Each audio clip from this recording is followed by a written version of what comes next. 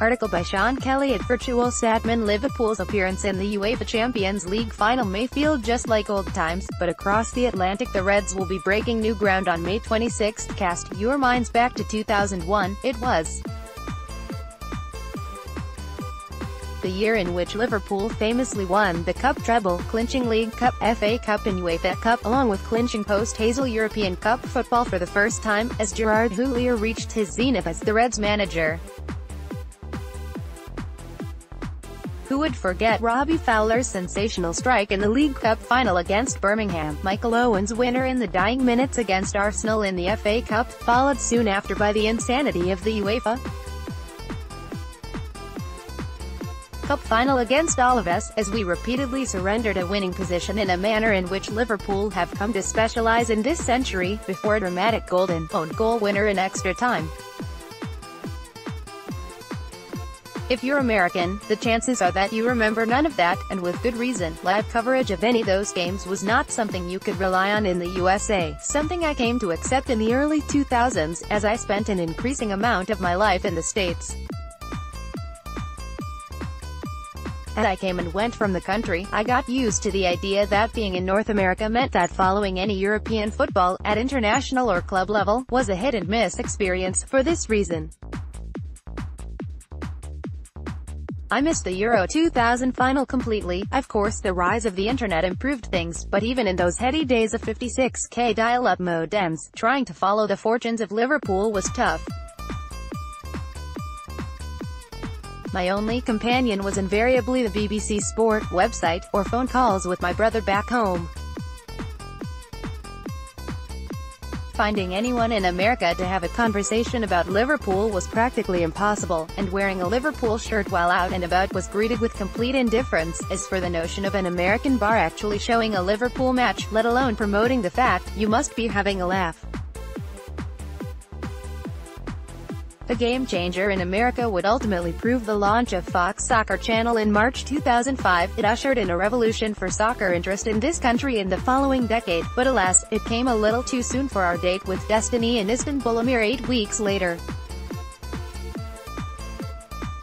While able to watch both of Liverpool's Champions League semi-final encounters with Chelsea on US television that year, I also commiserated that there was basically nobody in the neighborhood with whom I could discuss the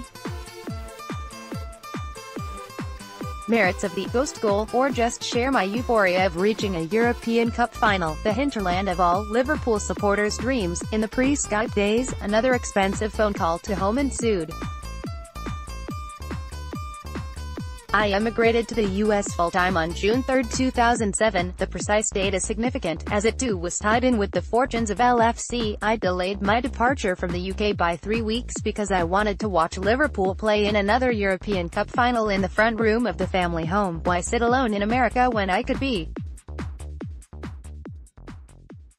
among the same friends who had shared the previous 2 decades of agony and ecstasy? Liverpool, of course, saw the promise of. From the reports of poor turnstile security in the entire stadium seemingly supporting Liverpool, Inzaghi sinking to his knees at the corner flag in celebration of his second goal, Kaká's famous "I belong to Jesus" undershirt, Xabi Alonso sitting forlornly wearing a runners-up medal, the unusual choice of feeders feeling a moment playing on the stadium PA when Paolo Maldini lifted the trophy, to me consuming the best part of a bottle of cognac in the 3 hours that followed the full-time whistle. It's still a night I'll never forget.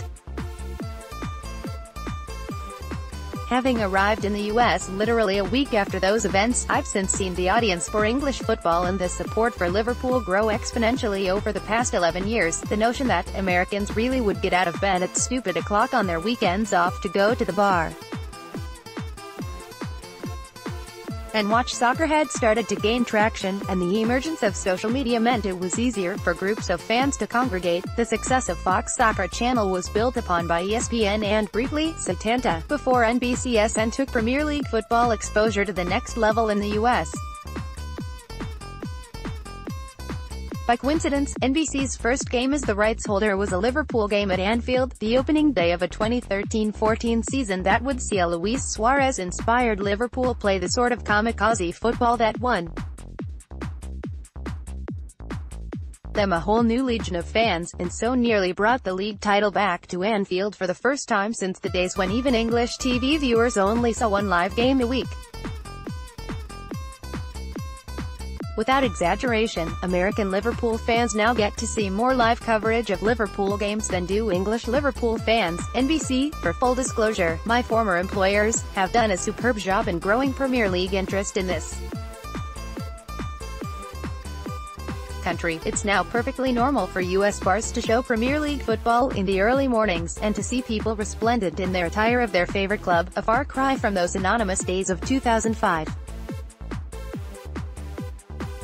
Because of this timeline, there is only one area left in which us, European Liverpool fans still have unique experience over most of our North American brethren, and that's in the European Cup. People such as my older brother recall the 4 European Cup triumphs of the late 70s and early 80s, whereas we both had the memories of Istanbul and Athens in the mid-2000s.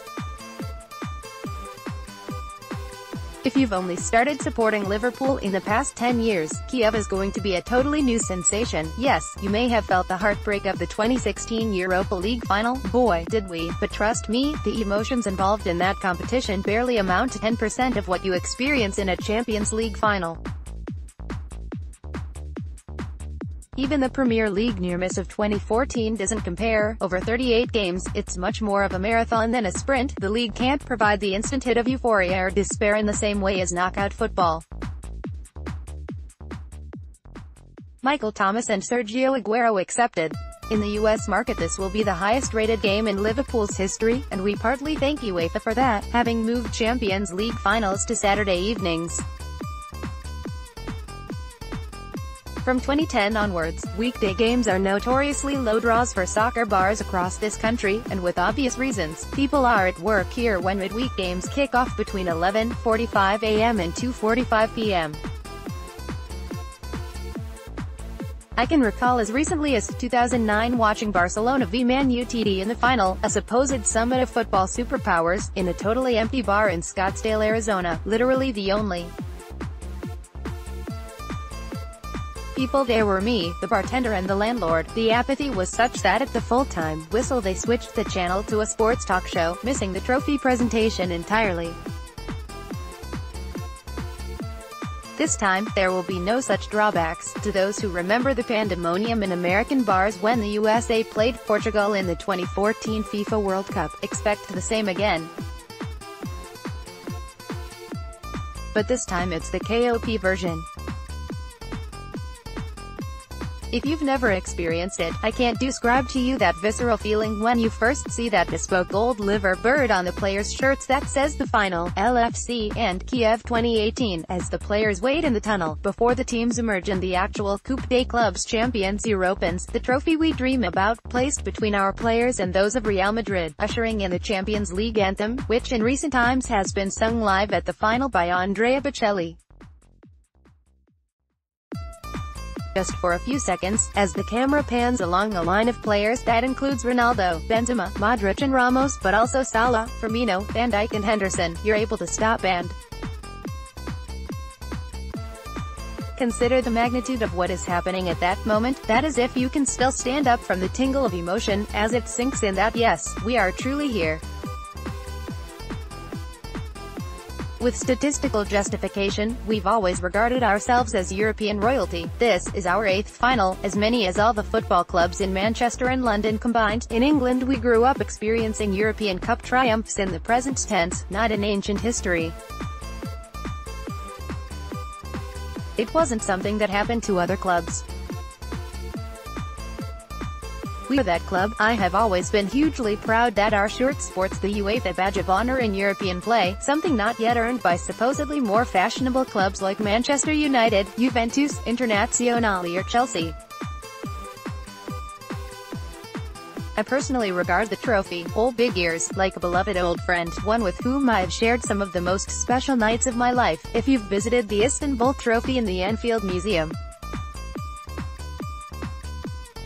you'll know that it is akin to a religious pilgrimage, especially given that it really is the 2005 trophy, still resplendent with the dinks and scrapes Milan Barros unintentionally added when he dropped it during the victory party. Therefore, there are certain things that I felt compelled to pass on to newer fans, lest they should not get as much out of this as those of us who've been around long enough to remember the days when European Cup winners' medals were so common around Anfield that they were practically used as doorstops in the boot room. First and foremost is this: don't make any plans to be in any way functional on the day of the game, either before or after. Don't fall into the trap of thinking you can concentrate on work for a few hours beforehand, or that the result will not impact your ability to focus afterwards. On the day of the 2005 and 2007 finals, it was literally the only thing me or my brother could think about. Even casual discussion of another topic was beyond us. From the moment we got up, every action and thought that day was geared toward the game. Unfortunately, we also learned how we reacted to differing results. The night of Istanbul ended with my brother passed out fully clothed on his sofa, and me passed out fully clothed on the floor, sometime after 2 a.m., with Sky Sports News still broadcasting the barely believable scenes from Turkey, and the jubilant fans in the streets outside Anfield and in Liverpool city centre. Nothing else in the world mattered in the hours that followed. I didn't even take off my specially made Istanbul 05 home shirt until 2 full days later, when it was promptly stolen from my suitcase at Heathrow Airport, never to be seen again, but that's another story. Conversely, Athens 2007 demonstrated that the emotion of defeat is similarly stubborn to remove. I mentioned that bottle of cognac earlier. I once again ended the night on the floor, but this time I became increasingly belligerent after my continued efforts to get the ceiling to sing to me. You read that, right, amounted to nothing. Never mind that I don't normally drink alcohol. I still have the Athens 07 shirt, a forlorn memento nobody wanted to steal. Once you've cleared your diary of all productive activity, know that whatever happens to you on Saturday, May 26th will be etched into your mind until you are gone of this earth. Think about this carefully. What do you want this day, and this memory, to be?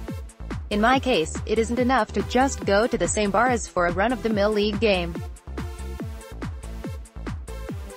This is too big for that. My son was born in the US 3 months after we lost in Athens, so this is his first European Cup final. While growing up, he's learned all about that badge of honor, the trophy depicted on it, and the significance of the number. Now, for the first time in his life, he could see that number change. Taking him to Kiev or even England is impractical in a school term, but I want him to get the sense of a special occasion, so instead I'm taking him to Disney World and Kennedy Space Center, then watching the game at the Liverpool Supporters Bar in Orlando. I'm already looking forward to wearing our Liverpool shirts, our Egyptian king, paper crowns, and waving our "We've conquered all of Europe" flag in the Magic Kingdom on the day before the final. Given the number of English tourists who regularly visit, I have a feeling we won't be the only ones whipped into this fervor. As for Cape Canaveral, I don't know what the policy is about sneaking Annalise a scarf onto the next rocket launch. Lastly, and this applies to all Liverpool fans, don't be lulled into the trap of thinking that this final is the start of a Klopp dynasty, and that from now on this is the new normal. Don't get me wrong, I would love it if it does become normal, but don't treat this as a stepping stone to something else, because this is it. There isn't another game bigger than this further down the road. This is the height of achievement. The stakes are as high as any game in Liverpool history. Rome 1977, London 1978, Paris 1981, Rome 1984, Istanbul 2005.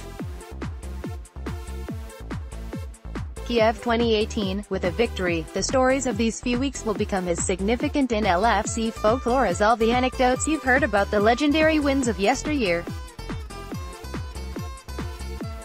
The difference being that this time, America is invited.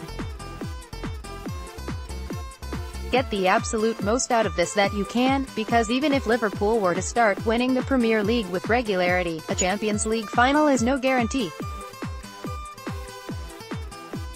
Just ask Manchester City. Treat these next few weeks like a once-in-a-lifetime experience. Drink it all in, and don't let anything get in the way of it. Even our impending opponents Real Madrid went 12 years without reaching the final until they returned in 2014.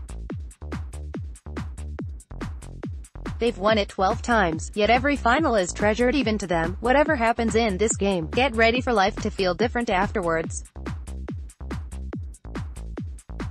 30 years from now, you'll still remember the day like it was yesterday. And if it's anything like May 25, 2005, it will come to define you as a person. And if we lose, never again in your life will hear the word Kiev and think anything other than 2018.